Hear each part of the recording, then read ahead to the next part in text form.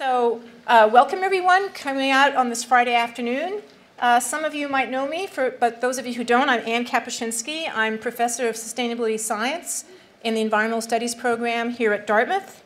And this is my fourth year hosting Sustainability Solutions Cafe events. These events feature practitioners and scholars who work on innovative approaches to pressing sustainability problems. And this year, we decided to organize most of our events around the focal theme of leading us out of the climate crisis to address a big problem that needs bold solutions. Over this academic year, we will have speakers who will address approaches that are emerging from the scientific, policy, business, spiritual, and youth communities. Before I tell you a little more about today's events, I want to just do two important kinds of thanks. First, I'd like to thank our variety of sponsors here at Dartmouth. Our first major sponsor is the Porter Family Fund for Sustainability in the Curriculum. We also have support from the Environmental Studies program. We're very glad to also have support from the Center for Business and Society at the Tuck School of Business. And then finally, support from the Office of Sustainability. Furthermore, we owe huge thanks to three people who have worked tirelessly behind the scenes, really starting since July to make this event happen. They include Kim Wind, standing back there. She's the program administrator in the Environmental Studies program. Lee-Hee Yona, I'm not sure where Lee-Hee is right now. Lee-Hee Yona, back there. Lee-Hee is the class of 2016. And then finally, Alex Sitek. I'm not sure where Alex is. Alex is right back there. Alex is a research assistant in my lab and also helps coordinate the Sustainability Solutions Cafes. Okay, so why are we gathered here today? This year is absolutely pivotal for addressing climate change. Most of you probably know this, but let me just sort of review a few key events and promising developments. We have the upcoming UN Climate Summit in Paris in December. We've seen important momentum recently, things such as the Pope's climate change encyclical, which was really historic and unprecedented. The EPA recently released its new Clean Power Plan. China just recently announced plans to start a national carbon trading scheme that will start in 2017. And 453 institutions collectively have committed to shift approximately $2.6 trillion of investments away from coal and gas and oil. And these institutions include universities, major pension funds, insurance companies, government organizations, NGOs, faith-based groups, and a small percentage, but hopefully a growing percentage also, are actual companies and businesses. But we all need to do much more, and that's a big reason why we decided to focus the cafes this year on the leading us out of the climate crisis. The latest analyses by the International Panel on Climate Change concluded that the world community has about 15 years to steeply bend down the curve of human-caused greenhouse gas emissions if we want to greatly reduce the probability of having truly dangerous climate change by the year 2100. So today, in our panel discussion and our presentation, we're going to address the foundational question of who is responsible for climate change. And we're going to look at this question from perspectives of science, ethics, policy, and law. We will start with a formal presentation, followed by panel discussion, and then plenty of time for a question and answer session with the audience, which I will moderate. Finally, we invite you to mingle with our speakers in a reception that we'll hold just outside the auditorium doors. I'm about to introduce our speakers. Before I do that, this is a good moment to ask you all to please silence your phones. We are actually videotaping this whole event for later posting on YouTube. And so we'd like to avoid distractions, plus it also reduces distractions for our speakers. So please silence your phones. Okay, I'm now delighted to introduce our distinguished set of speakers. Let me start by introducing our featured presenter, Peter Frumhoff. And I'm going to ask each of them to stand up initially, and then later they'll come up. So Peter, you want to stand up for a second? Peter is the Director of Science and Policy at the Union of Concerned Scientists. Peter last spoke at Dartmouth in 2012 at the invitation of graduate students who are actually interested in learning more about how to communicate the science of climate change more effectively to the public. I've had the tremendous pleasure of getting to know Peter well and closely following his absolutely masterful work at the interface of science and policy through my serving on the board of directors of the Union of Concerned Scientists. I'm equally delighted to introduce now our three distinguished panelists who will all come and sit at the table after Peter's talk. So again, please stand as I say your name. First, Aine Donovan. Aine Donovan is the executive director of the Ethics Institute here at Dartmouth and adjunct associate professor in the Tuck School of Business and the Geisel School of Medicine at Dartmouth. She has a fascinating interdisciplinary background in philosophy, psychology, and education. Thank you, Aine, for joining us. Next, Rich Howarth. Oh, we need some lights. Let's put some lights on Rich, please. You were too dazzling. It was too dazzling. Can we have some lights back on? There we go. Rich Howarth is a professor and chair of the Environmental Studies program at Dartmouth. They think you're a movie star, Rich. There we go. So Rich is a professor and chair of the Environmental Studies program at Dartmouth. He's also editor-in-chief of the journal Ecological Economics. This journal publishes work in one of the first fields to really focus on sustainability questions. And Rich's own research has examined climate change and intergenerational justice. Thank you for joining us, Rich. And then our third very distinguished panelist is Gus Speth. Gus, please stand up. Now, in the space at the interface of environment, policy, and law, Gus is a visionary thought leader and institution builder of our time. Presently, he's a senior fellow at the Vermont Law School, but previously, he was the dean of the Yale University School of Forestry and the Environment. Among his institutional building and leading roles, he was the administrator, but really that means the sort of heart and soul director of the UN Development Program, and he was a founder of the World Resources Institute and the Natural Resources Defense Council. So that finishes our introductions. I'm going to turn the podium over now to Peter, who will speak for a while, then he'll sit down, then we'll bring up the panelists, and then we'll do the question and answer period. Thank you, everyone. Thank you, Aine. Hi, everybody. Can you hear me? Well, it's really a pleasure to be here. This is going to be a tremendous conversation. I'm looking forward to a dialogue, not only with the panelists, but with all of you. I wanted just to start by thanking Aine for bringing us together. I wanted to also to say that Aine mentioned that she's on the board of directors of the Union of Concerned Scientists. For those of you who don't know our organization, I'll just briefly say that we're a science-based advocacy organization, an organization that's been around for now more than 40 years with a mission of bringing good science to bear on informing and motivating both public understanding and public policy across a range of issues related to our sustainability, and climate and energy is central among them. I wanted to mention that in 2 weeks, Aine will become the chair of the board of the Union of Concerned Scientists, and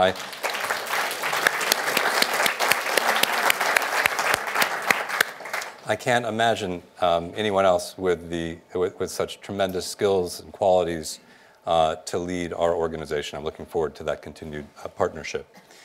So the conversation today, which I will tee up and then bring others into the dialogue, is about the question of responsibility for climate change. The responsibility itself is not a scientific construct. Science can't determine or answer the question of responsibility, but I would argue it can inform it.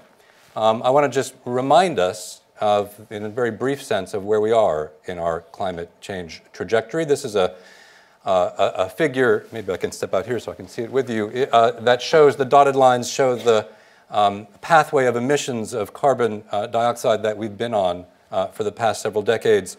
And the different colored projections are those projections used by the Intergovernmental Panel on Climate Change to show possible pathways by which our emissions might continue and what the temperature consequences would be should we follow one pathway or another. You can see that our emissions are currently tracking the highest of these pathways. If we were to continue on this path, we'd be at a temperature by the end of the century that would be roughly 4 to 5 degrees Celsius above pre-industrial levels. In order to stay below the levels that science suggests we need in order to minimize the disruptive impacts of climate change, we need to be on the lowest of these trajectories, the blue line, which indicates a very sharp reversal of the path that we're on, a steep decline of our emissions so that we can stay below a 2-degree increase in global average temperatures, 2 degrees Celsius. Now, many will point out the uncertainties in climate science, and certainly, like with any field of science, there are legitimate issues to discover and roles for science to place to reduce those uncertainties. But I want to use this slide to remind us that the greatest uncertainty is with respect to the choices that humanity will make with respect to what pathway we follow. That choice is really up to us, and the question that I want to tee up here is, how do we think about the responsibility for making those choices, both in terms of mitigation, changing the emissions pathway, and also for preparing for and paying for the costs of climate change that are now already locked in. Well, as individuals, we all have responsibilities. We all make choices that have impacts on our personal carbon budget and therefore added up on the amount of carbon dioxide and other heat-trapping gases that go to the atmosphere. And those of us clearly with resources and access to information can make choices to reduce our carbon footprint. Individuals undeniably have responsibilities. We all have responsibilities as individuals. And governments clearly have responsibilities as well. The language of the United Nations Framework Convention on Climate Change, codified in 1992, characterizes in intentionally vague terms the common but differentiated responsibilities among nations. And as we head into the negotiations in Paris this December, nations are still working out what that means in practice. What's the relative responsibility of the United States, for example, versus China, versus India, versus European nations to take actions to reduce our global emissions? How do we think about that? And science has and will continue to play a role in, not in a deterministic sense, but to inform those dialogues. So just to give you a sense of this, what matters for carbon dioxide is not how much is emitted in a given year, but the cumulative emissions of carbon dioxide to the atmosphere, because it stays in the atmosphere for centuries. And so if you look at the cumulative emissions of carbon dioxide from the major sources, from burning of fossil fuels, from the manufacturing of cement, and from land use, principally from deforestation. And you look at what we've seen since the dawn of the Industrial Revolution. This is just to remind you that the United States has an outsized contribution to the problem, and one might argue, I would certainly argue, that that implies we have an outsized responsibility as a nation to address this problem, not to diminish the responsibilities of other nations, but to acknowledge our own. And so as nations wrestle with their responsibilities, our national responsibilities, I want to focus this conversation, at least my presentation in this conversation, about the distinctive responsibilities of the fossil energy industry, of the companies, the major companies who are at the base of the carbon supply chain that have produced the coal, oil, and natural gas that, as we combust, increases the concentrations of carbon dioxide in the atmosphere. We're having lots of dialogues about the responsibilities of fossil energy companies, certainly in the context of divestment efforts on college campuses, in pension funds, in other places. We're having conversations about them among shareholders of these companies as they wrestle with how to play a role as shareholders in ensuring that these companies are taking their responsibilities seriously. My own entree into thinking about the responsibility of fossil energy companies was informed by science, and in particular by the work of a colleague of mine, Rick Heady, who published a paper just 2 years ago in which reflected several years of work that he did in a very painstaking quantitative process in which he went to dusty library back rooms and annual reports of individual companies and calculated, quantified the amount of coal, oil, and natural gas that all the major companies had extracted from the ground on an annual basis, dating back to the dawn of the Industrial Revolution, dating back to the middle of the 19th century. And he translated that quantity into how much carbon dioxide and methane, two major heat-trapping gases, were released to the atmosphere upon the combustion of their products. And what was truly striking about his work is that he found that the blue portion of this graph is the total historic contribution on an annual basis of carbon dioxide and methane from industrial sources. And the red is the contribution of the products of just 90 companies. What this shows is that just 90 companies have produced the products that are responsible for just about 2/3 of all the industrial carbon pollution that's been sent to the atmosphere. Now this is a scientific basis for informing the size of their contribution to the problem. Again, the science doesn't determine their responsibilities, but I would suggest it can inform it. But if you're going to think about the responsibilities of these companies, I would argue that it's not just the quantitative size of their contribution, but what they have done, particularly the investor-owned companies, in light of the scientific evidence of the risks of their products.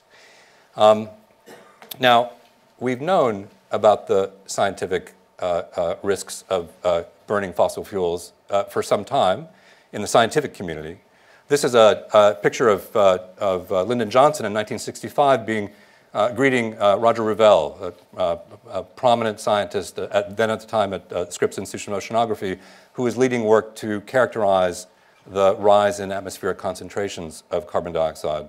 And based on a report that Dr. Revelle and others presented to President Johnson in 1965, 50 years ago, President Johnson issued a report to Congress in which he said, "This generation has altered the composition of the atmosphere on a global scale through a steady increase in carbon dioxide from the burning of fossil fuels." He went on to talk about the risks and concerns that raised. This is in a report to Congress from the President. So policymakers at the highest level have known about the risks of the burning of fossil fuels in terms of their climate contribution for more than 50 years. The public understanding of the risks of climate change really hit the news, made the front page in 1988. 1988 is the year that Jim Hansen, NASA scientist, Jim Hansen, climate scientist, testified before Congress that global warming wasn't just a projection, it was a fact, that global warming was already underway. 1988, this became the front page of the New York Times, became widely publicized across the media, was picked up in a variety of forms, including by then Vice President George Bush, the first George Bush, running for office, running for president, as some of you may be old enough to recall, in which he said that he was going to fight the greenhouse effect with the White House effect. This was a time in which we now take for granted as a partisan divide over the scientific evidence and the need to address the problem of climate change. There was no partisan divide then. There really wasn't at all until the late 1990s. This was the year that the Intergovernmental Panel on Climate Change was formed. This was the year this really became in fully formed front page news. But we know that at least some of the fossil energy companies knew about the risks of their products far earlier. A series of reports just produced over the last several weeks, actually, by a wonderful news reporting outlet called Inside Climate News, unearthed a series of documents from talking with retired Exxon scientists and other officials that show that Exxon officials at the highest levels knew about the risks of burning fossil fuels, the risks of their products, by 1978, a decade before this became front page news. I want to just read to you a quote from Henry Shaw, an Exxon scientist, and a memo that he wrote to senior corporate executives after having concluded that rising carbon dioxide levels could create, and I quote, catastrophic impacts within the first half of this century, of the 21st century, if the burning of coal, oil, and natural gas wasn't contained. He wrote, "It behooves us to start a very aggressive program in atmospheric science and climate as a company. We should be prepared for and ahead of the government in making the public aware of pollution problems." 1978, Exxon scientists reporting and advising company executives. So what we know through a variety of sources, including a wonderful book by my colleague Naomi Oreskes, Merchants of Doubt, and a report that my organization, the Union of Concerned Scientists, just released this past summer. We know from a variety of evidence, documentary evidence, that shortly after the news of the risks of climate change from the burning of fossil fuels became widely known to the public, that the fossil fuel industry acted by and large to sow disinformation about the risks of their products. Exxon and others formed the Global Climate Coalition in 1989, right after the news became public, with the stated intent to seek to oppose regulation of greenhouse gases. And there are a variety of documentary evidence I could show you just to give you a flavor for this. I don't know if you can read this or not, but I'm going to see what I can do to... can you read that? Oh, good. All right, well, I can't read it here. So let me see if I can. So this is a memo, an internal memo that was unearthed that we publicized from the American Petroleum Institute, a communication strategy memo. The American Petroleum Institute in 1998, this is when the Kyoto Protocol was being debated, about how they should seek to inform public understanding of the risks of climate change. And what you'll see is that they said that victory, which means having the Kyoto Protocol and other policies avoided, is when average citizens will understand uncertainties in climate science. And recognition of uncertainties become part of the conventional wisdom. And one can go on that those promoting the Kyoto Treaty on the basis of excellent science appear to be out of touch with reality. This is an internal strategy memo from the American Petroleum Institute, partnering with most of the major fossil energy companies, the oil and gas companies of its day. And they were quite successful. As you may know, the Kyoto Protocol was avoided. We have yet to see a price or cap on carbon in this country. It didn't have to be that way. And there were other voices. There were other pathways that were possible. This is John Brown, later Lord Brown, the CEO in the late 90s and early 2000s of British Petroleum. He gave a speech in 1997 at Stanford University in which he announced that British Petroleum was going to become rebranded as Beyond Petroleum. This was right after the second Intergovernmental Panel IPCC report was released, which highlighted the growing scientific consensus about the risks of climate change. And he acknowledged that consensus, spoke to the fact that we didn't have all the facts in, but that we knew enough to act, and said, and I quote, "We have a responsibility to act, and BP accepts that responsibility." And for several years thereafter, BP, as Beyond Petroleum, invested in BP Solar, sought to invest in a broader suite of renewable energy, began to reduce their company-wide emissions to an internal cap and trade, and sought seriously, they stepped out of the Global Climate Coalition, they sought seriously to become, perhaps in anticipation of a carbon price that never materialized at the time, a more responsible energy company. But that was short-lived. They are now BP, not Beyond Petroleum, and they have divested from their investments in low-carbon energy. So if you look at what we see today, virtually every major fossil energy company, there are a couple of exceptions, accepts the science of climate change on the surface. So this is now ExxonMobil's website. Rising greenhouse gas emissions pose significant risks to society and ecosystems. All true, couldn't say it better.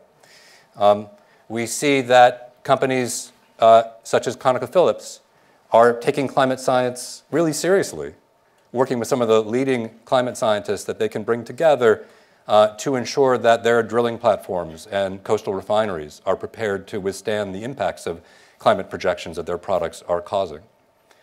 Building a climate-resilient fossil energy future, and using really the best available science to adapt, to prepare for climate change so they can continue the current business models. Using good science, not necessarily for the purposes that I would prefer. And at the same time, many, if not most, of the major investor-owned fossil energy companies who are accepting the science and acting upon it in a variety of ways are also partnering with lobbying groups and trade associations who do exactly the opposite. So this is just a representation as of last year of the membership of several of familiar companies in the American Petroleum Institute, which lobbies heavily against Aine carbon policies, which continues to misrepresent the science of climate change, with the Western States Petroleum Association, which does so heavily in California and other Western states, and with the American Legislative Exchange Council, a lobbying group that works primarily with state legislators, bringing them together in closed-door meetings to do a variety of things. But one of what they do is they bring the Heartland Institute, which is one of the leading climate denial organizations, to brief incoming state legislators on misinformation on climate science and provide them with model legislation to, among other things, repeal state renewable electricity standards and to characterize and put forward policies to create balance in curriculum at state levels on the teaching of climate science so that there is balance between those who accept the science and those who do not. And just to give you a sense, this is ALEC's representation of climate change on their website. Climate change is a historical phenomenon, and the debate will continue on the significance of natural and anthropogenic contributions. This is what Stephen Colbert might call truthy. There are elements of truth in this, but it's totally missing the core point of the seriousness of the risks.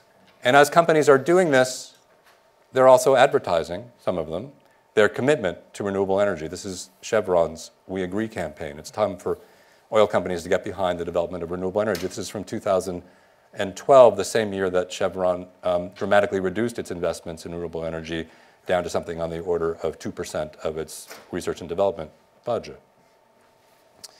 So several companies also, as companies should, look to the future when they imagine their own business models and characterize what the future of carbon emissions from burning fossil fuels is likely to be as they imagine how they'll live into a future world and what kind of policy constraints, if any, they might anticipate. I want to just show you this slide. This shows historic emissions of carbon dioxide in gigatons of carbon from the burning of fossil fuels. And we looked at well, I'll show you, this is the 2-degree pathway that I showed you earlier, the lowest of those projections, the pathway we'd need to be on in terms of the burning of fossil fuels to be consistent with staying at safe levels. So here's the pathway that BP projects we'll be on. Shell produces 2 different pathways, slightly different in their assumptions, but both represented here. And here's Exxon. All of these are projections, this is through 2035, which bring us on a pathway consistent with a 4 degrees Celsius world. So I would argue, I would submit, that through their business models, as well as their political and their social advocacy, many of the fossil energy companies continue to promote a long-term reliance on fossil fuels that commits us to a dangerously warming world. So I would argue, be interested to hear other people's perspectives, that they have serious distinctive responsibilities for climate change as they oppose limits on climate policy and seek to misinform, including indirectly through trade associations and lobbying groups. But I would also argue that fossil energy companies operate not just with a legal license, but with a social license, and that civil society, in a variety of ways, can act to revoke that social license and to seek to change their behavior. And so I want to suggest that if we were to do this, what might society expect companies who we seek to have be treated as responsible, what should we expect responsible companies to do? What are reasonable standards? I would argue that we should expect them to stop supporting disinformation. I would argue we should expect them to unequivocally support sensible climate policies, something that none of them have done so far. We should expect them to begin reducing the carbon content of their fuels in anticipation of those policies to bring us onto a lower carbon pathway. And I would also argue we should expect them as society to pay a fair share of the costs of the damage of climate change we're already seeing and of the adaptation cost to climate change that is now locked in. I want to just take us through a couple of these as an example, and then I'll wrap up. So let's look at the stop supporting disinformation piece of this. And I want to point out that I think there are opportunities for civil society to have an influence. So all companies are not created equal. The major fossil energy companies, in particular that are European-based, live in and work in a milieu which is much more conducive to being seen as having a social license to operate within a European context. And both BP and Royal Dutch Shell, both European-based oil and gas companies, have been quite outspoken on the seriousness with which they take this issue. Something substantial needs to be done about climate change, from BP's CEO, Royal Dutch Shell's Ben van Beurden, their CEO. For us, climate change is real and a threat we want to act on. So over the last several months, my organization, the Union of Concerned Scientists, has worked with both companies quietly on the side with conversations with senior vice presidents of both of these organizations to point out the inconsistency between their statements on the risks of climate change and their actions with respect in particular to their support of ALEC, the American Legislative Exchange Council, something they hadn't really paid attention to, at least not in terms of anybody calling on them to change their behavior. We've had senior sort of off-the-record conversations. And we've also engaged in a variety of more public-facing dialogues to engage them in discussing this, including op-eds, blog posts, and the use of social media. This is something that Shell's CEO received, I think, 130,000 times late this spring, early this summer. And continued these dialogues with them as this slightly more public-facing work took place. And personally, it's rare in my world that you get to see the results of your work in a very direct way. But in this case, both BP and Shell over the last several months have left the American Legislative Exchange Council. BP did so in the spring. They told us they did so in no small part as a result of our conversations with them and the anticipation of more pressure if they did not do so.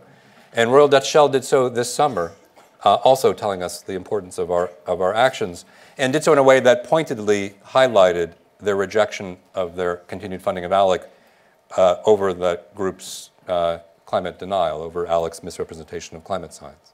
So this is just the front end of what I expect to be a larger body of work around seeking companies to stop supporting disinformation.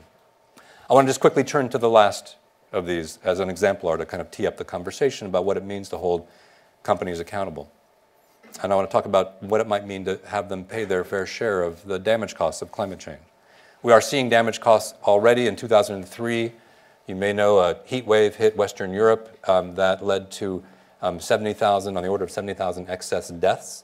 A heat wave that a whole variety of climate modeling has shown was twice as severe as it would have been expected due to the impact of human emissions, that it was made worse. The probability of a heat wave at that extreme was made worse due to climate change.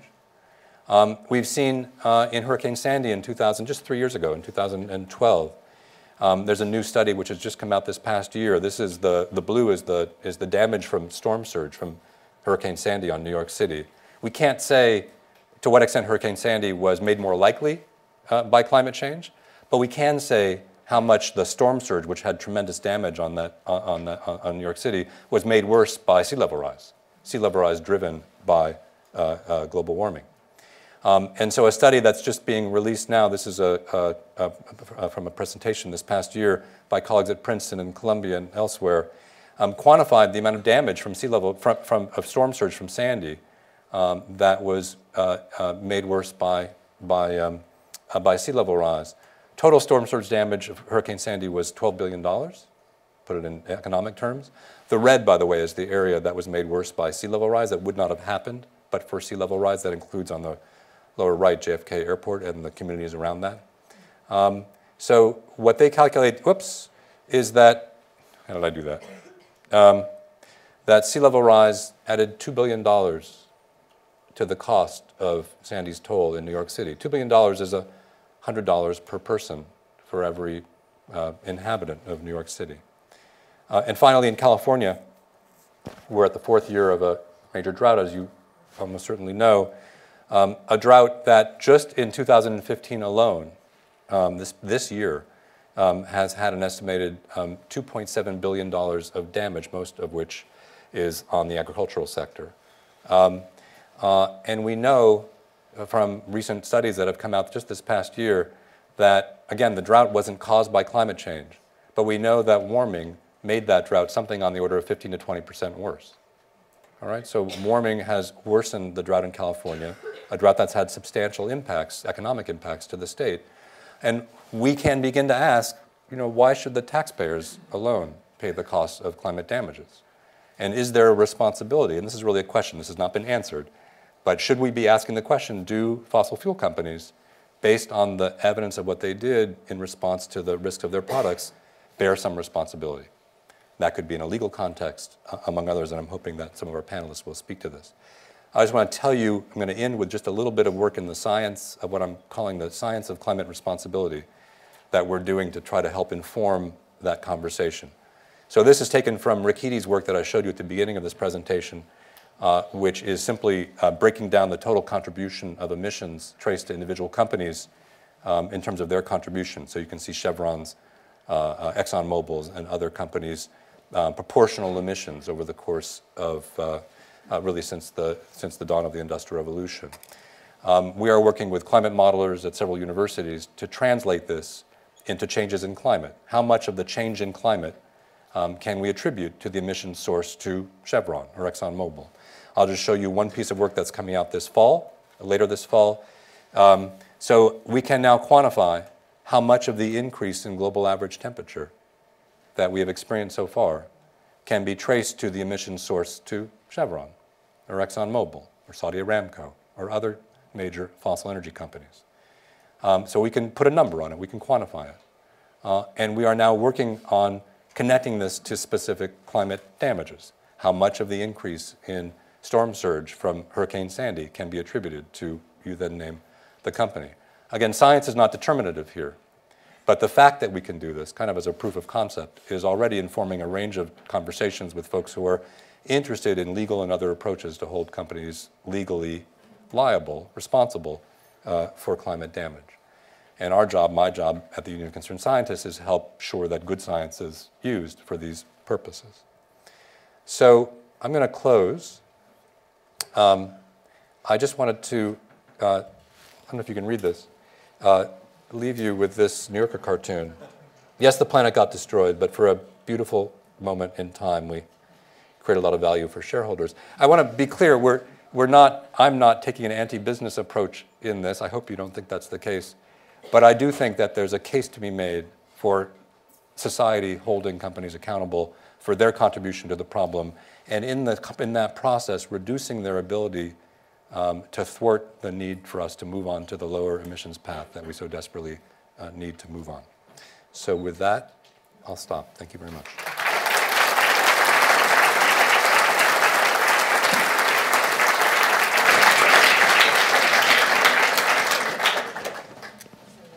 You want to take a seat? Yeah, why don't we have our panelists come up?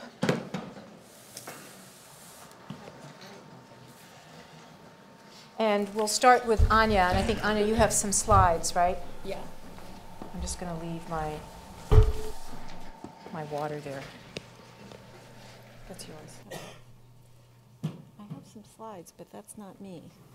Okay, let's swap displays, maybe? Yeah, let's see. Escape. It should be, is it right there? Yeah.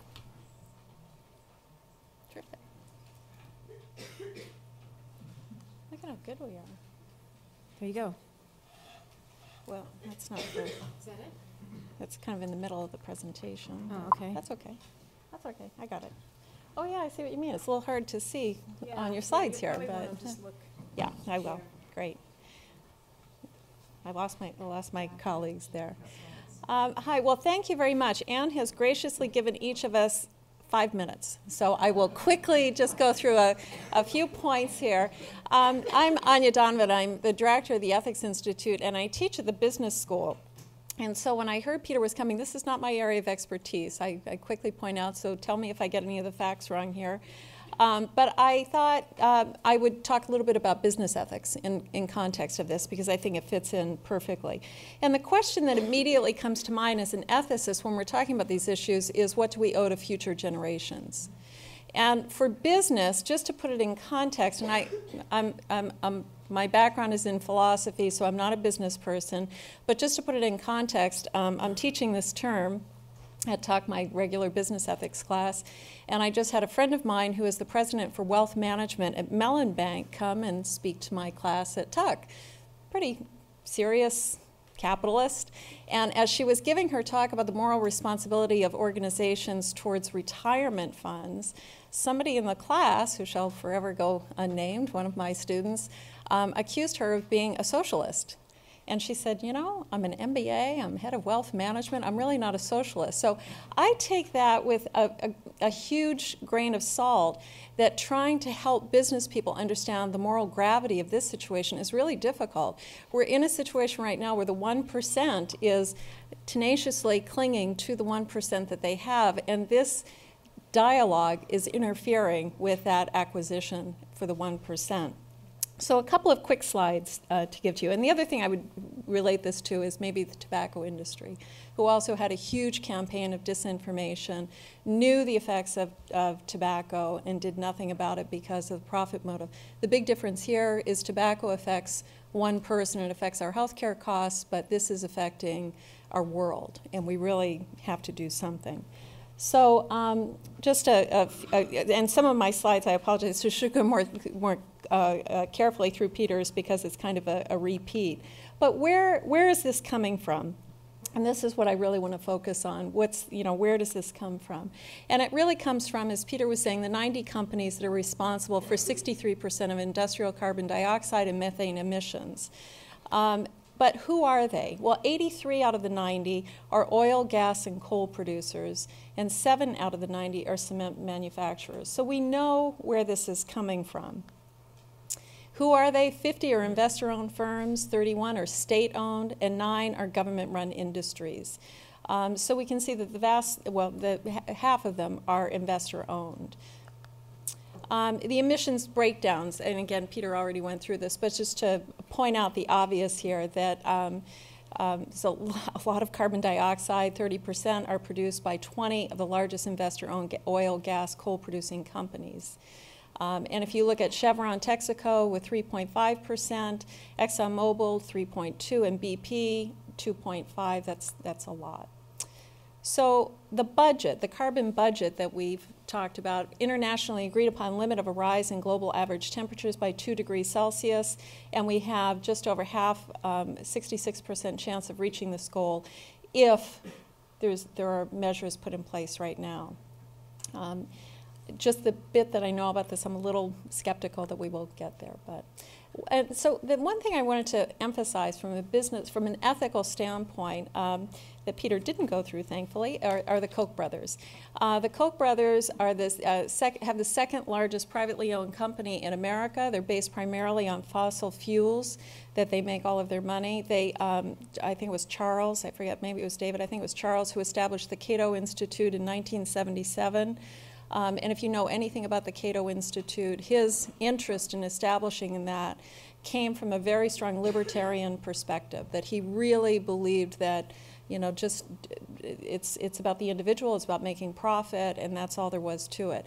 They also contribute heavily to the American Enterprise Institute, the Heritage Foundation, and other conservative organizations. It's interesting as well that, again, I think it was Charles who ran for public office, realized when he was resoundingly defeated that probably the better way to affect change, and really wanted this libertarian agenda put into place, the better way to affect change was to fund other political campaigns. So when we look at funding for political campaigns right now, you're seeing a lot of Koch money going into politicians who are now, I will just flat out say, being bought by a certain political agenda, and a lot of it has to do with profit making coming from fossil fuels. So they established these organizations to deny climate change. It's a top priority. They spent more than ExxonMobil on denial of climate change, and that's a really significant amount of money when you're spending more than ExxonMobil. The other one I will just briefly touch on, ExxonMobil has given in total of $23 million to organizations aiming to undermine climate science. In 1998, the action plan, as Peter was mentioning, that I thought was really fascinating. They literally had an action plan of how can we know that we're succeeding with getting our message out. And the first priority was that the average citizen recognize uncertainties. These weren't in quotes, these are my quotes, but uncertainties about climate change. And when you talk to the average American, and I'm not talking about Hanover, but the average American in middle America, there's great question about climate change, because this has been an incredibly effective campaign. That when people saw a lot of snow in Boston last winter, they said, see, it's not true. There's no global warming. And we know that that's obviously not the case. Another point that they had was that those promoting the Kyoto Treaty were out of touch with reality. This was a written agenda item that they had, that they would know that they were achieving success. And again, when you look at statistics on the American population, you know that they succeeded, that most Americans saw that as somehow dubious. and I need to update this, and she just said that they're no longer in this, but if you look at the American Legislative Exchange Council, it's a lobbying group that routinely misrepresents climate science to U.S. state legislators. A highly conservative group. They do a lot of things. They do work on education, curriculum. They do a lot of different areas, but the issues on climate change are really worrisome, I think, for many of us. So. These I'm not going to go through in great detail, but just that there's some examples of people who are doing things in a way that we can look to that would be important for us. British Columbia's carbon tax in North America, the first revenue-neutral tax on carbon pollution. Internal carbon tax, if we look at Microsoft, they've implemented an internal carbon tax. And again, this is something that was done on their own. Microsoft did as an ethical standpoint to promote the business, and I always teach in my business ethics class that business ethics is the thing that you do for the right reason, but it actually helps business. People often really do like the product that is adhering to ethical standards.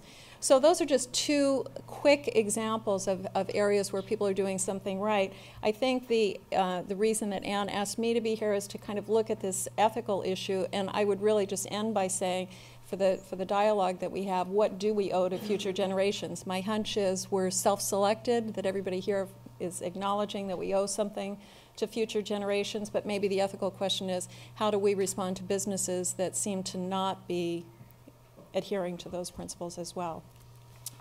I will go to Rich.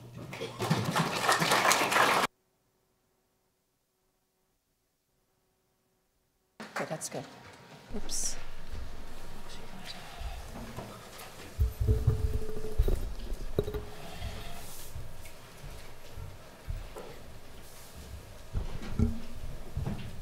All right, ahead, I guess Rich. I'm next.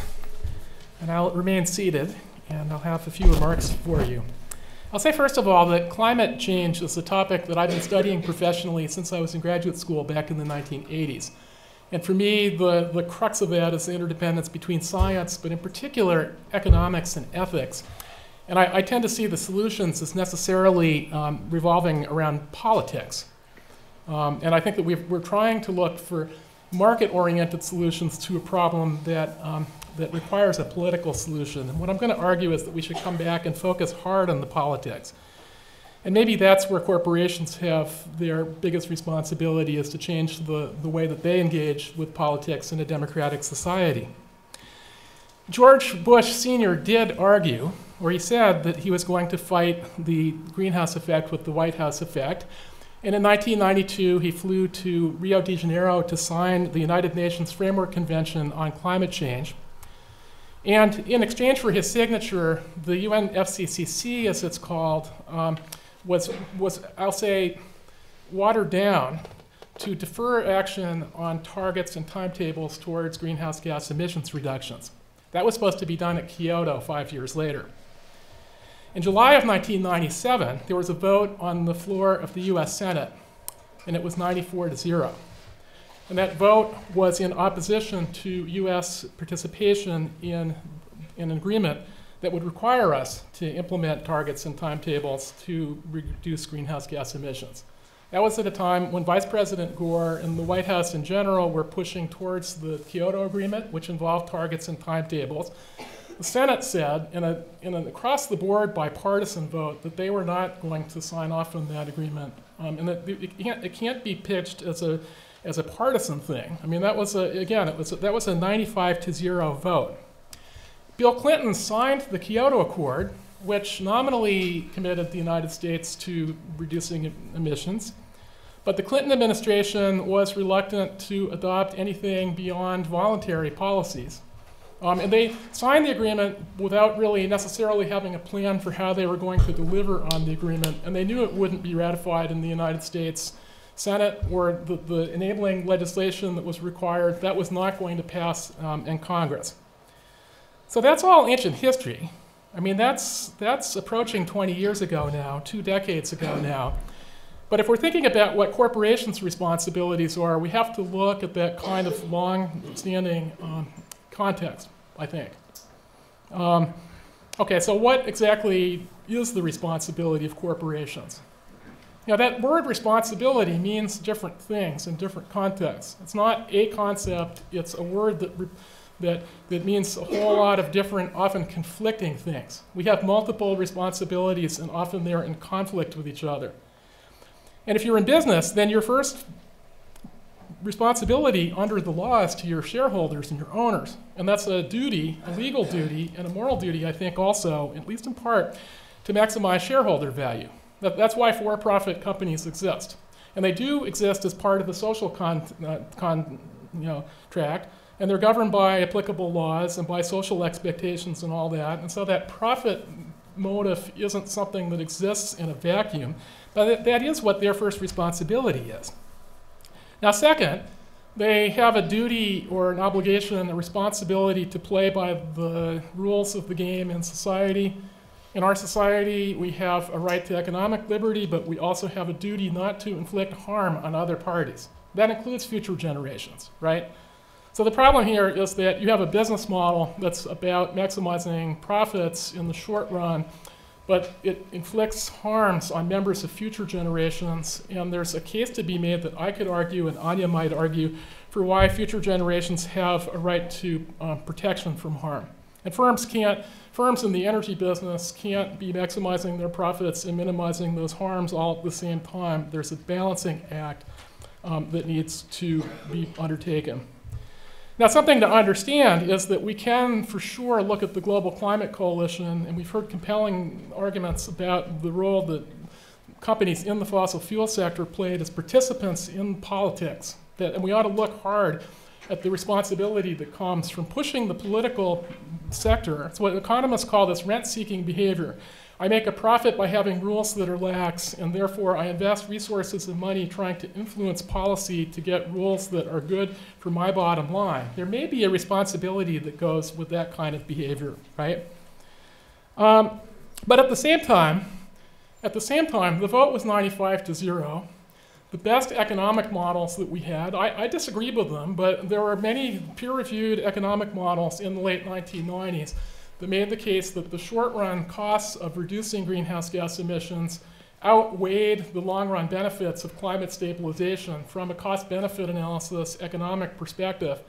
And it's not so much that it was clear, the politics aside, that there was a case for action. There was a legitimate science-based argument for why maybe stabilizing climate at 2 degrees C was not where society should go. I'm not making that argument, but I'm saying that argument gave weight to the 95-0 vote.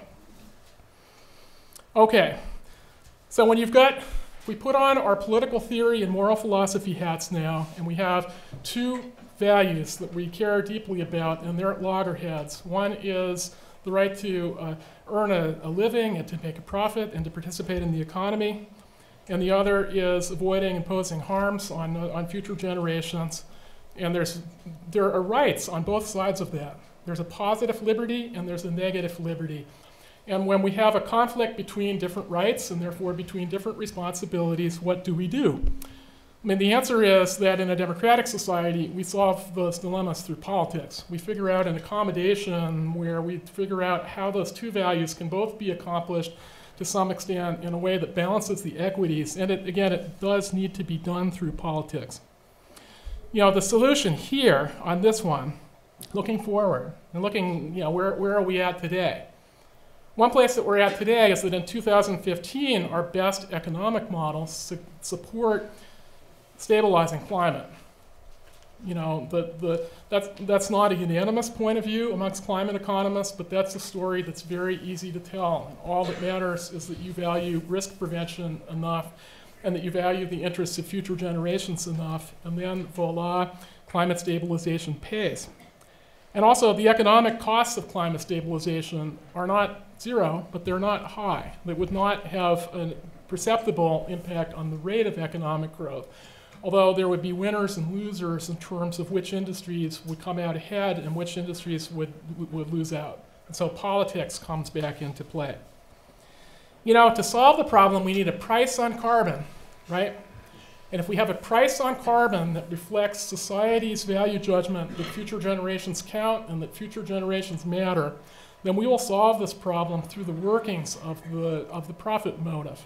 And the entrepreneurial energy of the young people in this room won't have to go into worrying about whether their job with the corporation is consistent with their moral values, because they'll be working in a society where through politics and government, the rules of the game are structured in a way that take the pressure off of trying to achieve collective action through private means. Okay. So if we want to achieve a transition to a clean energy future, the solution is going to, again, have to revolve around putting a price on carbon. That's going to require changes in electoral politics.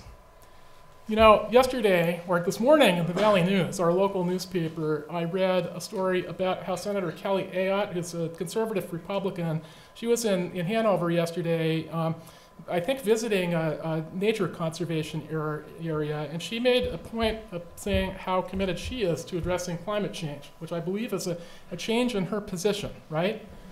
That's where the change needs to occur, and that kind of change occurs through community engagement and through, really through social movements that are focused on swinging the politicians around, because when the people lead, the politicians follow.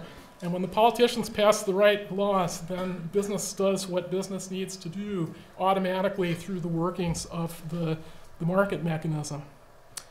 Okay, so the challenge, I think, you know, since Ronald Reagan was elected in 1980, we've been so very focused on our roles as consumers and investors, and sometimes we try to achieve our social goals through private means, and sometimes that works, and often it's not so effective. I think our challenge is to embrace our role as citizens. If citizens stand up to corporate power, which is trying to influence public policy outcomes, that's a place where discussions about responsibility and forward motion ought to go, I think. But also, we Americans in a divided society have to find ways of getting around the deep conflicts and disagreements we have over facts and values. And climate change is of one piece with a whole lot of other problems that need to be solved in those same terms. Thank you. Thank you, Rich.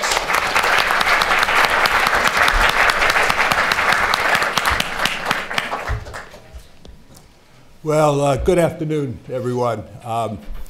I have reached another moment of excitement and hopefulness about the climate issue. I've had several in the past few decades, but I've come to another one, and I want to tell you why.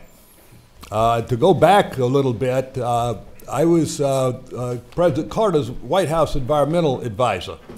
And at that time, we issued several reports about the seriousness of the climate issue. And it's instructive to reflect just a moment on that as Peter was doing, because it's really disheartening, if you will, to realize that in 1980, we put out a report from the Office of the President, and the concluding line in the New York Times story of that report is as follows. It suggested that a level of greenhouse gases in the atmosphere 50% higher than the pre-industrial times should be the upper limit. So we knew enough 35 years ago to put that number out there. It's a guess. It's still something of a guess. But and in the ensuing decades that I and others have been involved with this issue, we've been asked many times the Watergate question: what did the corporations know? When did they know it?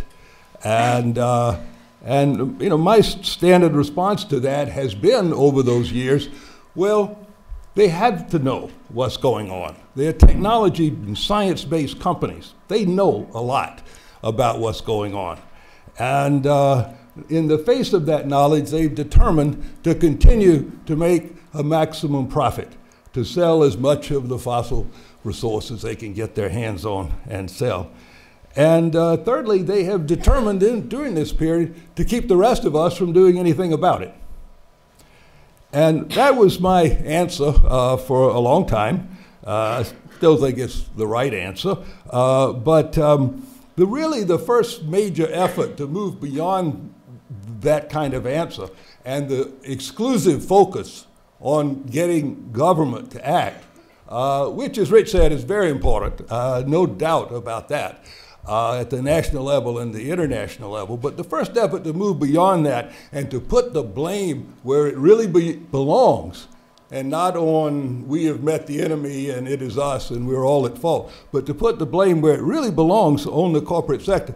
I think the biggest effort so far on that has been the divestment movement, which has fingered the corporations that have been at the root of this problem. A real movement needs victims and villains, to put it, bluntly. And we're seeing the emergence of really vast numbers of climate victims already. And we have about as much warming built into the inertia of the system than we have already experienced, even if we were to stop today. So I'm afraid the victims are going to proliferate.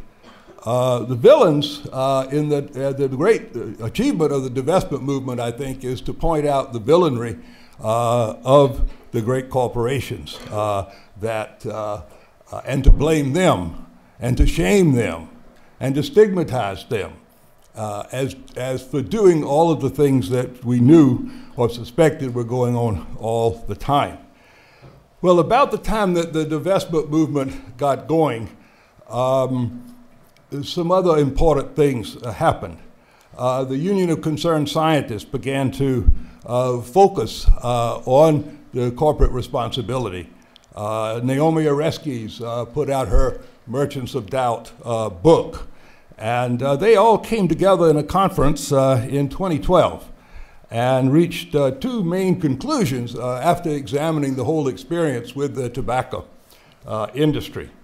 And one of the conclusions from the report that Peter and others were involved in says that a key breakthrough came when the internal documents came loose from the tobacco industry. And then I quote, "Similar documents may well exist in the vaults of the fossil fuel industry. And there are trade associations and front groups, and there are many possible approaches to unearthing them." And the second conclusion that they came to, drawing from Richard Heady's work that Peter mentioned and has built on, is that it may be feasible and highly valuable to publicly attribute important changes in climate, such as the level of sea level rise, to specific carbon producers. Well, now, thanks to Peter's work and the work of his colleagues at UCS, Richard Heady, Inside Climate News, and others, it's all come pouring out. And for activists, it's all now out in the open. We now know for a fact what Exxon knew and when it knew it, and others as well. We know that 90 large companies, mostly fossil giants, are responsible, as pointed out, for 2/3 of all the industrial greenhouse gas emissions. We have dossiers, thanks to the work of Peter and others, on the sorry record of intentional deception of the public. And we know that half the world's 100 largest corporations have actively opposed climate legislation. So now, with that knowledge, we can move in a fundamental way to augment our effort to get governments to act and move from the blame and shame of the divestment movement to blame and hold accountable, blame and sue. Let me count the ways. Recently, a group of our leading national scientists wrote the president and science advisor John Holdren, urging him to investigate the possibility of a RICO corruption action against the corporate giants who deceived the public. And the leader of that group, these were our most distinguished scientists, is now being harassed and prosecuted by the House Science Committee, I think, one House committee. So there are RICO actions that are possible. This was the action that was brought against tobacco.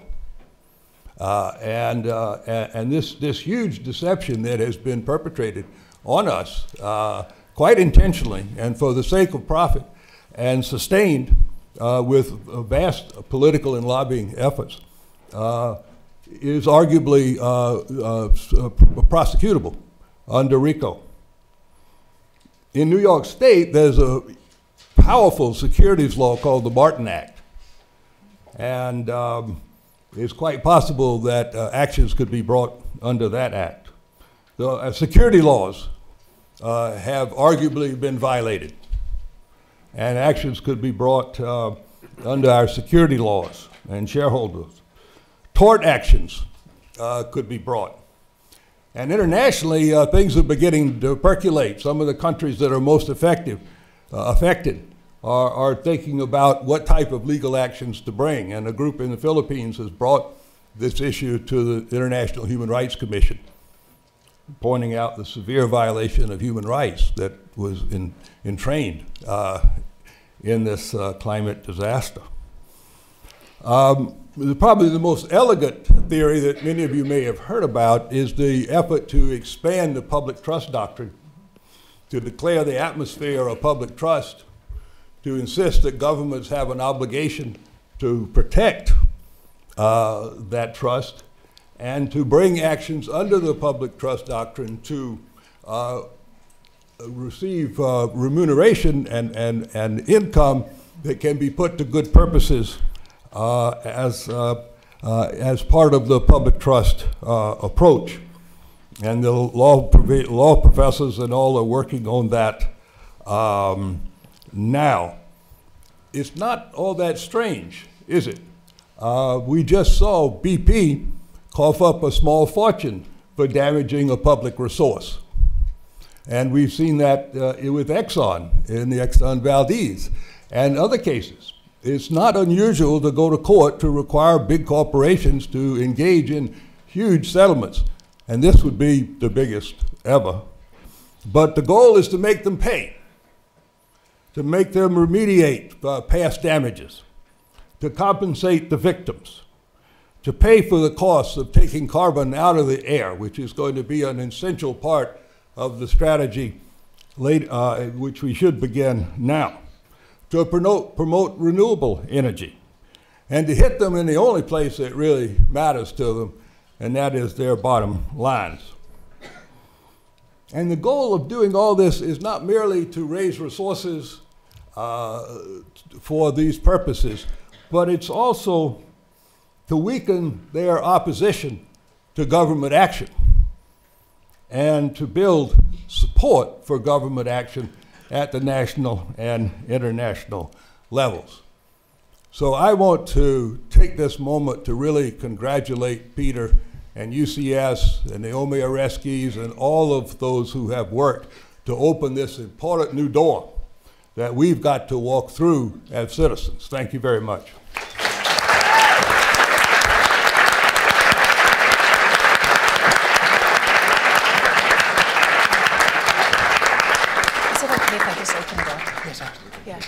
Okay, I think what we're going to do now is open it up for questions. I can sort of tell by the body language of the audience that people are ready to engage. We have 2 roving microphones in each aisle, and so raise your hand. I'm going to be acknowledging the hands, and I'm going to be giving first dibs to our students since we're here at Dartmouth. And please speak clearly and into the microphone so that your question can be heard by the video recording. So let's see some hands. Okay. Noah over here. I'm not going to know the names of all of you, but I know some of you. Go ahead, Noah.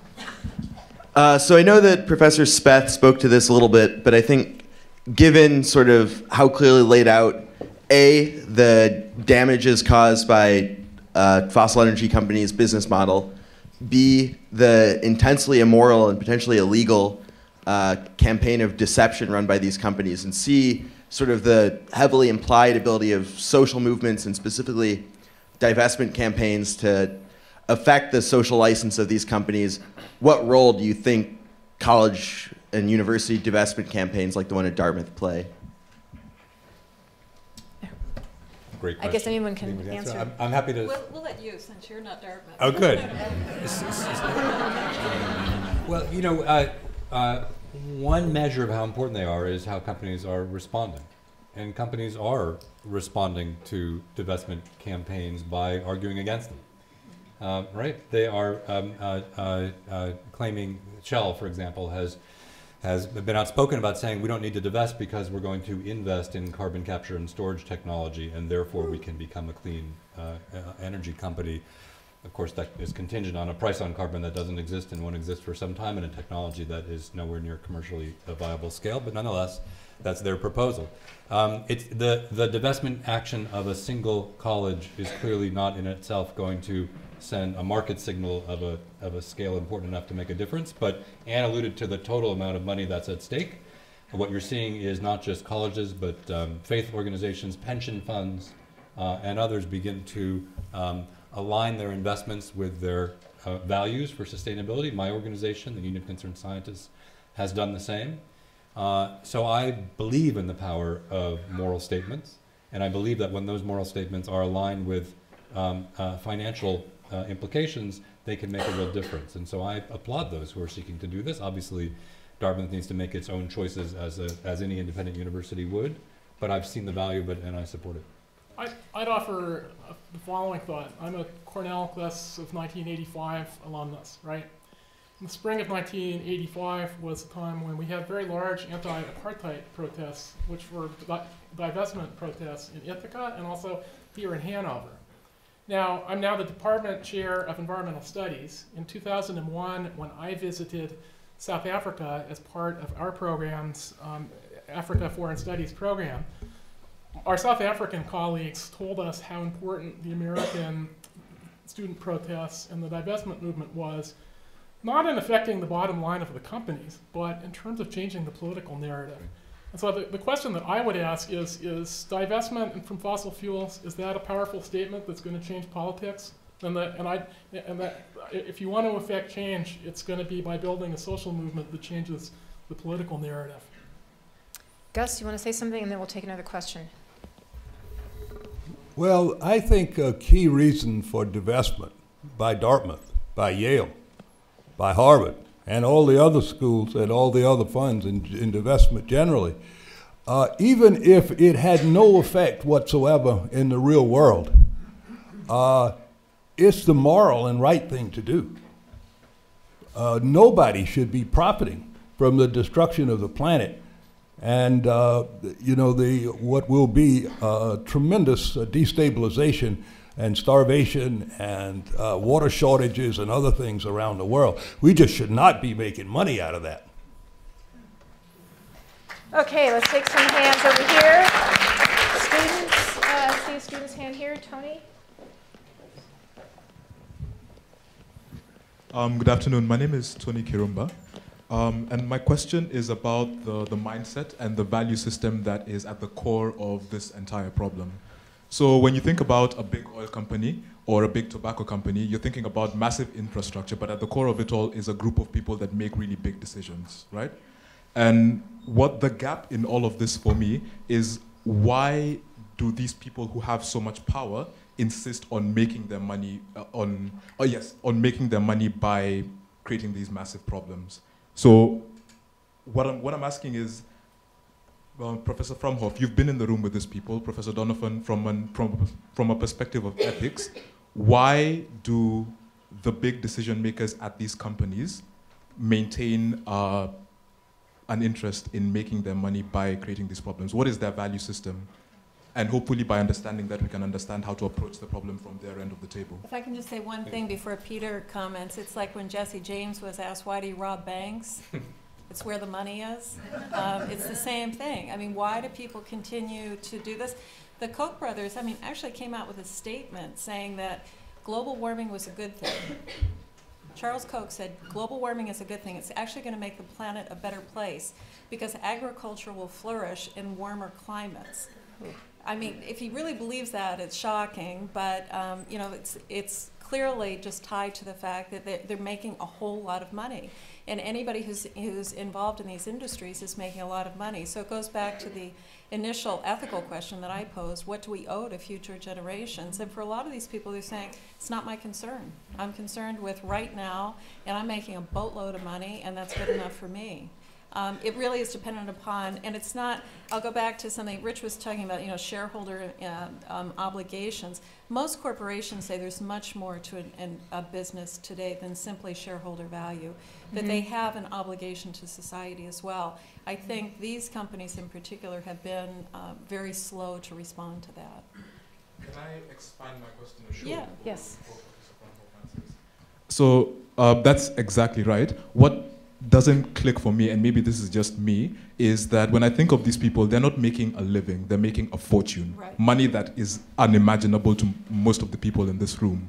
Oh. How is there any value how is there any value in making that much money? Keep talking.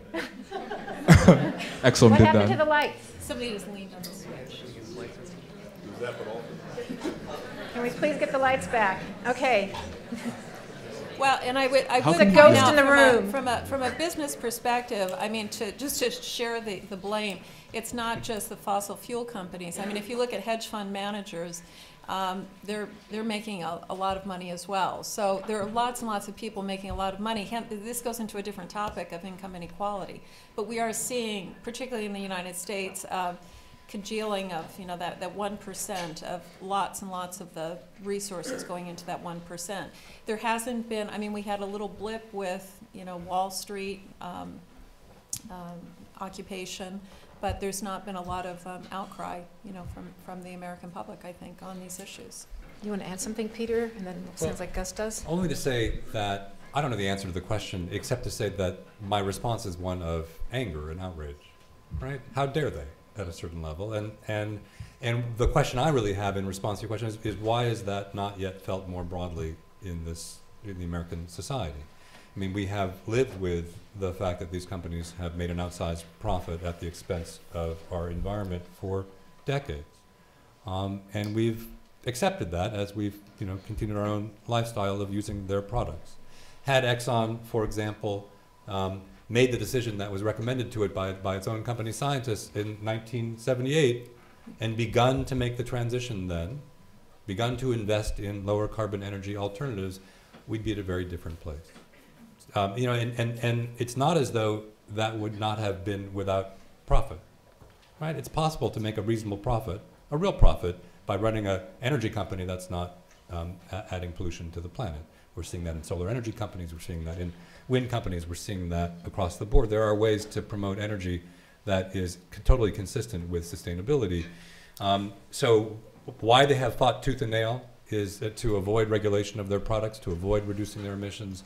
I can't speak to their own personal motives, but I think what I'd like to see is a much more outraged response from the American public, and obviously other publics as well, but in this context, to hold them accountable to stop what they're doing today.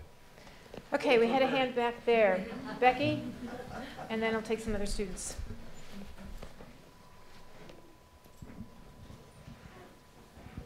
Hi, my name is Becky. I'm a fellow in the Sustainability Office. I guess expanding on that, I was wondering if you guys could touch on the symbiotic relationship between consumers and corporations, and that we are fueling the corporations' use of these fossil fuels by using their product. And I understand that 40 years ago there was this disinformation campaign, but this is an age of free information where we understand where our products are coming from. You can Google anything and find out where it's coming from. So if you could speak more on our role and our responsibility to stop funding these corporations. Maybe somebody else wants to. Well, we'll probably all take a stab at it, but I think the point that you're making, especially with information and social media right now, we still know that most people are not finding that information. If you ask most people what their credit card agreement policy is, they don't have a clue what they've signed. So most people, even if you look at solar right now, which we just had a huge campaign here in Hanover, most people didn't really read through all the documentation. It's really difficult to get people to understand what the issues are. Everybody's busy, everybody's a little bit stressed out, so to get them to understand what that is difficult. It's also, there's a huge literature on voluntary pro-environmental behavior. And the outcome of that literature, unfortunately, which spans from social psychology into behavioral economics and related fields, is that most of the time, voluntary approach solutions to collective action problems aren't successful. I mean, it's grounded in what we want the world to be, but having a million different people make a million separate decisions, it doesn't aggregate up.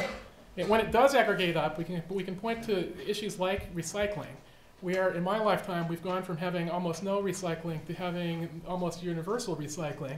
And it works when there's an easy solution, when the cost of the solution is easy, and it becomes routinized and whatnot.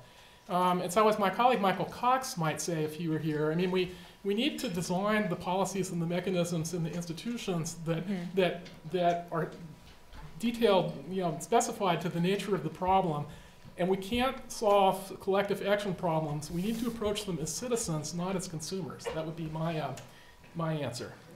Okay, I think there was a student back over here, Nina, and then if I see a couple more students, and then we'll open up to some other people. Go ahead, Nina. So I was just wondering about the companies that aren't these big fossil fuel companies like Exxon or Shell, but that use a lot of fossil fuels or buy from these companies. Do you count them in that, those 90 companies, 2/3 contribution? And also, what damages do you think they're responsible for paying? So you're talking about, say, car manufacturers or utilities, or what's? Yeah, any other company that uses fossil fuels to make their product. Sure, which is basically everybody, right? Is that counted? I think you have that in the graph. I mean, one can take the total emissions that have been contributed to the atmosphere and cut the pie in different ways, right? You can do it by nations. You can do it by fossil energy companies that are, as I said, at the base of the carbon supply chain. You could do it by transportation companies or utilities. One would argue, I could argue, that utilities have meaningful responsibilities for climate change, that many of them, like the fossil energy companies, the Southern companies, a prominent example in the United States, have been active misinformers, disinformers on climate and opposed to climate policies. So I would not want to make the case that the fossil energy companies we've been talking about here today are exclusively or singularly responsible, or that there shouldn't be other actors who are considered to have responsibilities, including liabilities, for climate damages. I would connect it very much, though, to the question of what they did in response to the risks of fossil fuels that they knew, and were they in a position to do something about it. I think it's undeniably the case that the major fossil energy companies, the investor-owned companies we're talking about, were in such a place that they actively chose not to act responsibly. And so they have distinctive and important responsibilities. One could make that case for others, particularly I think some of the utilities, and clearly we've needed to work with many of the car manufacturers to hold them responsible for example, allowing fuel economy standards to rise. So I wouldn't deny that there are others that we should consider in the same vein as well. Gus, you want to add something? Well, just quickly on the consumerism issue. I mean, we are all guilty of this. It's a disease, really. I mean, it's an effort to meet our, non-material needs with more material things, and it doesn't work. So we keep doing it and expecting a different result. But there are two factors in this that I think deserve to be brought out, in addition to what Rich mentioned on individualization. One is that consumerism is driven in part by income inequalities, and this has been studied and shown over and over again. And it's that cascade of trying to keep up and achieve the level of lifestyle of the group that you can possibly aspire to ahead of you. And so we have a system problem here, not just a human failure. Secondly, we are all subjected to an enormous amount of advertising, right? Just pick up that Sunday New York Times and get out the Style magazine and take a look. It just is a huge, huge industry now, and one of the fastest growing, the last time I looked at the data internationally. And with opening up the advertising to children, it's unbelievable what the growth of advertising aimed at our children. So I think it's a complicated issue, but there are a lot of factors, and we need to take it upon ourselves to do what we can do as individuals to change our lifestyles. But we also need to recognize that that a lot of this is built into the system, and we need to change the system. Okay, I'd like to take, we have a few more students, and then I know that there's some other people who have their hands, so I want to try to get as many as we can. So let's see, Catherine and then Megan. See, I actually were learning the names of my 84 students. Catherine and then Megan, and then we'll take some other members of the community who've got their hands up. Go ahead. So this sort of builds on the last question, but you all have established at this point that fossil fuel companies need to be held accountable for their emissions and their unethical business practices through divestment or other means. But animal agriculture also plays a really significant role in greenhouse gas emissions. To what extent are these companies similarly unethical, and how can we help hold them accountable? That's a great question. Peter, did y'all look at non-industrial emissions? So it's interesting. Clearly, agriculture is a major contributor to greenhouse gas emissions. Logging activities, cattle ranching have had big impacts on emissions from land use change. I'm not aware. So, major contribution to the problem.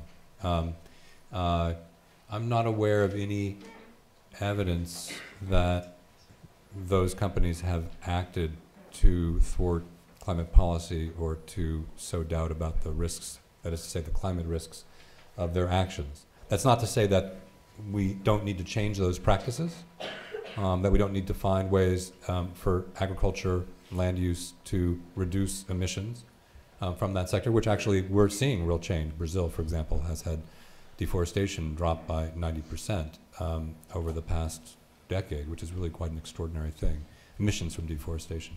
But I don't know that I think the same model applies, that is to say the liability model, if you will, the accountability model, to the agricultural sector with respect to climate.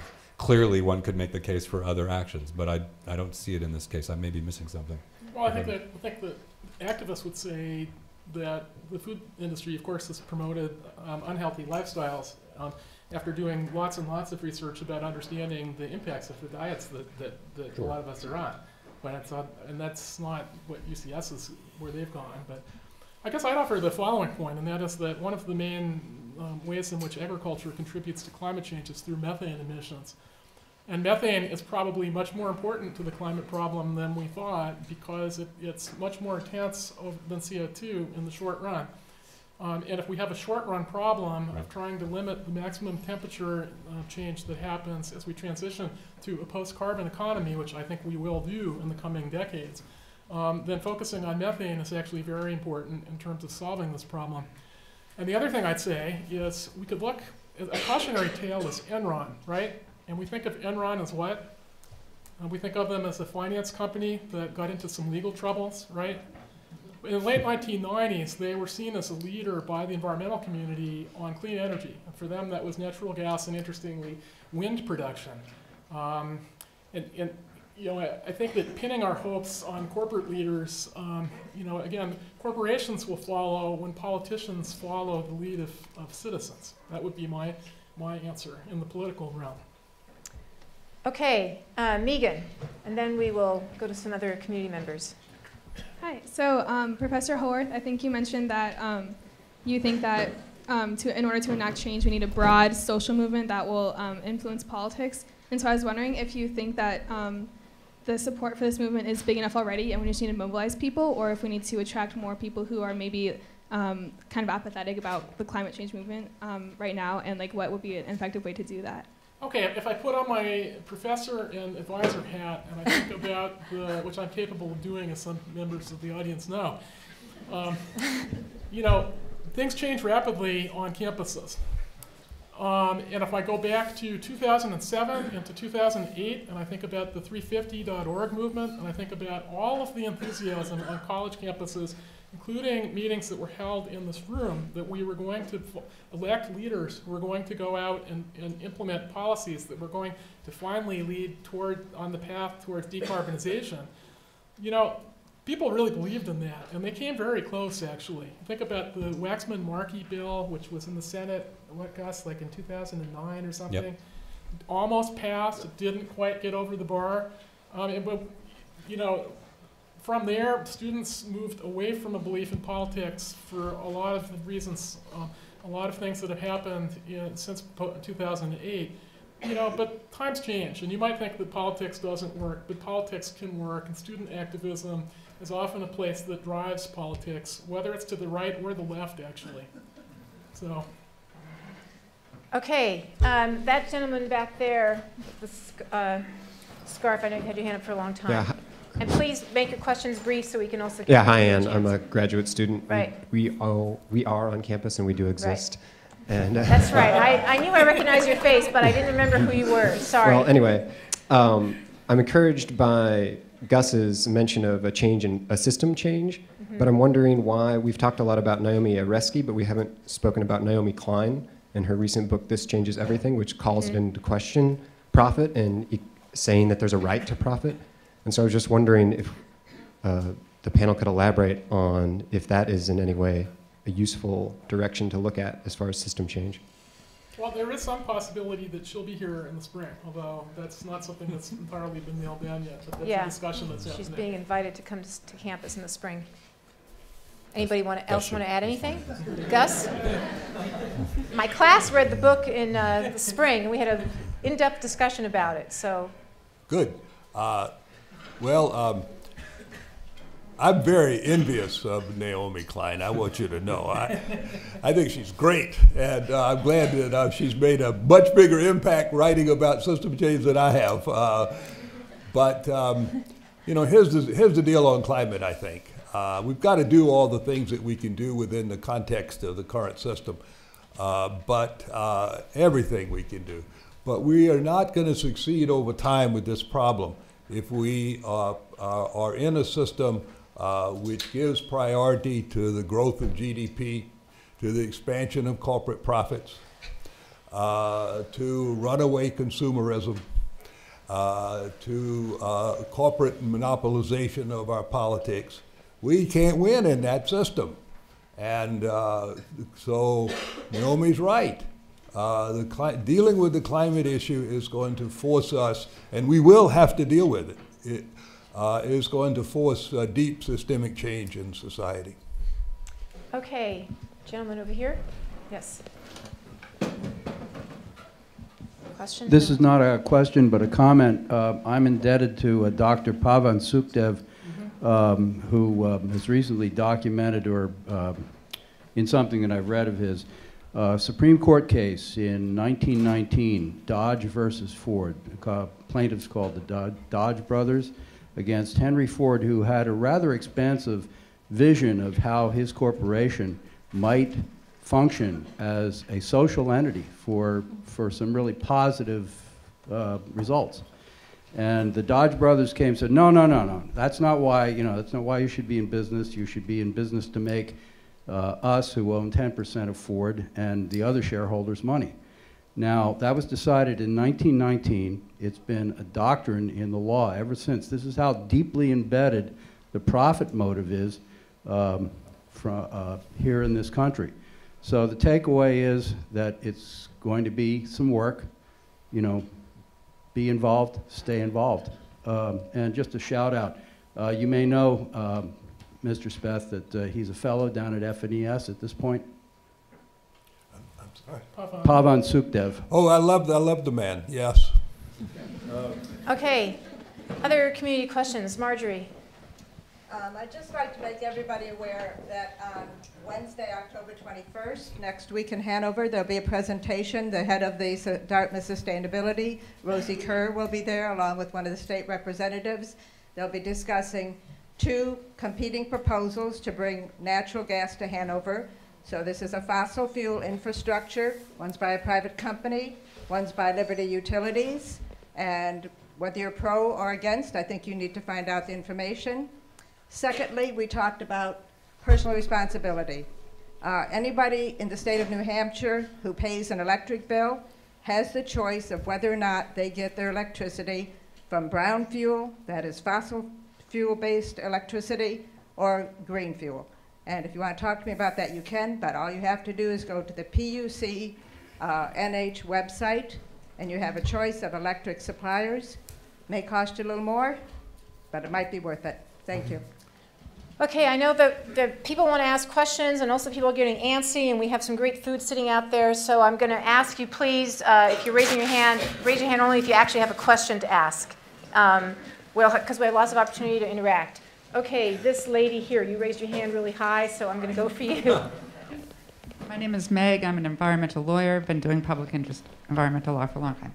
Can you speak to the role of Citizens United and corporate personhood and how that interferes with the ability to get a carbon tax or the redistribution of income or limits on corporate profits, a la Thomas Piketty's doctrines and thoughts and whatnot?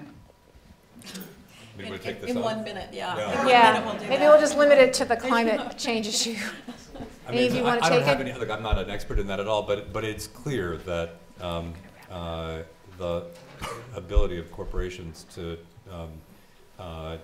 control political funding that's made possible through Citizens United has warped our political system so that the kind of participatory democracy that Rich was talking about earlier as being a central component of what it means to be able to drive social change is greatly inhibited. These issues are all interrelated, and they are governance issues, right? And I've earlier talked about the need for political reforms, but we can also look at corporate governance, where corporations are now more dominated now by their employees, i.e. by their managers, than they are by their owners, shareholders.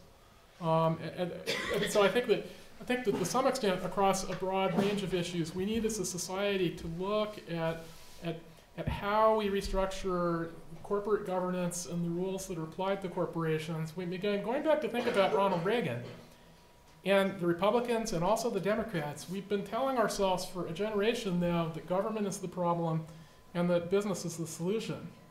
And even President Clinton, the first one, did some of that, and President Obama sometimes has gone in that direction. Thinking ahead. You know, and we need to right that balance. You know, we ought to be skeptical about both government and business, but we can't work as a society unless government and business both play their roles. And I guess that would be my message. That's the same message that Teddy Roosevelt had more than a century ago. And I think we're seeing that too with Larry Lessig's sort of erstwhile campaign for presidency. I mean, I don't think he's going to become president, but it's interesting to look at his material because he's really dealing with all of those issues. Yeah. Okay, Gus, I'm going to let you have the last word because I think that maybe somebody out there. Okay, well, we'll do one more question, and then I can just tell people are getting antsy, and you'll have great opportunities to interact with our panelists outside the door in the reception. So we're going to take one more question. Okay, I guess I'm going to go to a student again. Last question. Okay, so we've spent a lot of time tonight talking about ways not to do business. So I was wondering if you could just speak for a moment about, like, in the future, responsible business models. Right now we're seeing a lot of companies advertising, you know, if you buy a water bottle, we'll build a well in Africa. And I think to some extent there's a licensing effect where people buy the water bottle and then they feel like they can take a 20-minute shower that night. So I was wondering if you could... I'm not using a water bottle.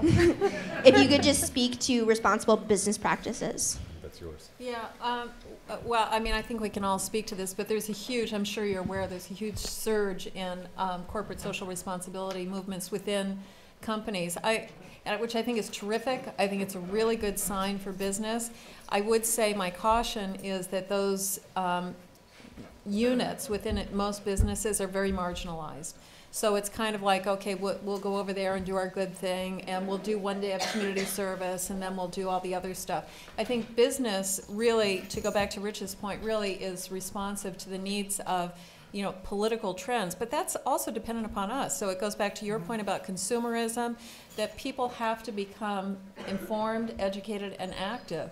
And citizenship is in decline. I mean, people are not fully engaged as citizens in the United States. These are issues that are not trivial. These are really important issues about, you know, the air that we breathe, you know, for our children, the food that we eat, who's making the money, can you get health care? Those are really critical issues. So corporate social responsibility is a fairly new phenomenon. It's, again, I think it's a little bit marginalized, but I think there are a lot of companies. I mean, we have a lot of local ones. Ben & Jerry's was one of the first. It's a really good model. Fortunately, they sold out, but you know, it was a good model. But more and more businesses, I think, are going in that way. I think briefly it's exciting to see Dartmouth undergraduates, maybe environmental studies majors and engineering and economics, but there's a whole class of students who are going into careers that bring together their environmental values and a career in business. So promoting, finance and investment relating to green energy technologies, and I think that's exciting and part of the solution. Okay, Gus, you want to add one thing, and then Peter, and then we'll wrap it up. Corporate social responsibility has been studied a good bit, and it's not an encouraging scene. My own view is that it's a snare and a delusion, and we shouldn't spend too much time expecting it to happen. We really have to engage in sort of two processes. One is to figure out ways to really regulate and get some strong democratic influence in the investment decisions of the large corporations. And one model for that is to enlarge the concept of public utility regulation to reach a lot of other sectors. Another thing we need to do, and I think this is the more hopeful route in the long term, is to build up a new generation of corporate entities from the ground, so to speak. Public-private hybrids, public corporations, community development corporation sponsored entities, co-ops, business, employee-owned enterprises. There hold, all kinds of mission-controlled enterprises that are being born around the country, and they don't have to stay tiny like most of them are.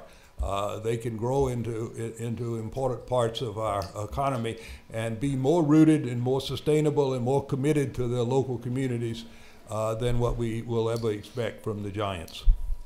Okay, Peter. Sure. I just wanted to say that I think that I agree with everything that Gus just said, and I think that there are cases, in addition to the ones, for example, I pointed out about Shell and BP leaving the American Legislative Exchange Council, where major corporations can be motivated, I would say in some cases shamed, into taking actions by significant citizen consumer pressure. So in our work at the Union of Concerned Scientists, we've recently, as have others, engaged with a number of major food companies and cosmetic companies who purchase a lot of palm oil. And palm oil, if it's not supplied from sources that are carefully sourced in terms of their sustainability, can be a major driver of deforestation because of the expansion of palm oil plantations, particularly in Indonesia and other parts of Southeast Asia.